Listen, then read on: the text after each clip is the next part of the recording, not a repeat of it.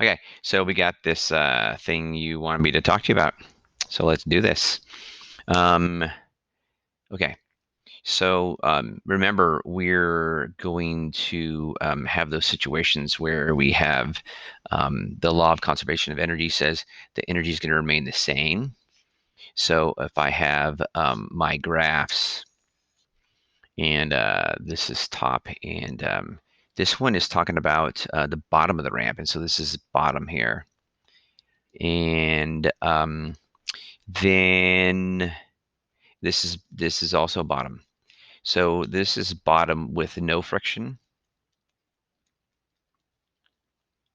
So you'll have GPE, and you'll have KE, and you'll have TE, and these will equal your ME.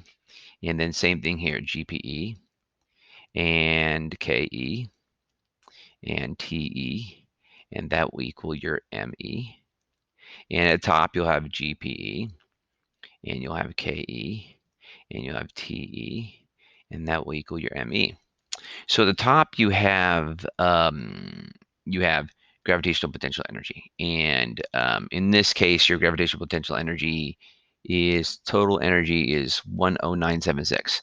So this is 10976, and that's going to be the same as the mechanical.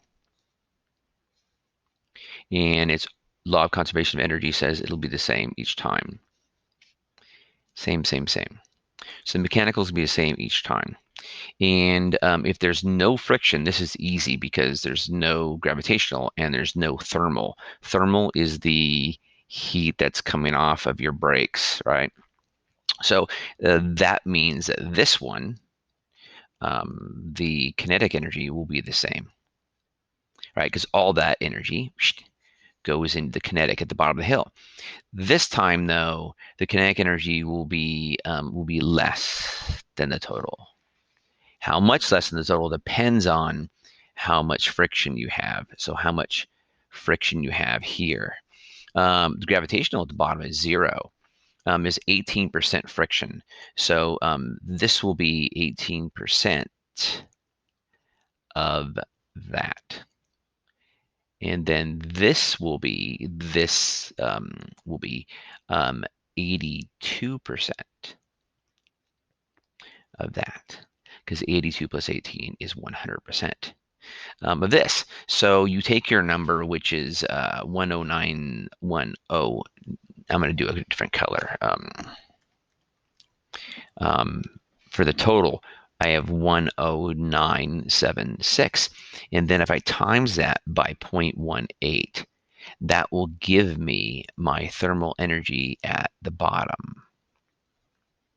See if that helps you, because then whatever's left over is going to be your percentage for the green. And you could also do it this way. 0.82 is 82% of 10976, and that's going to equal your KE.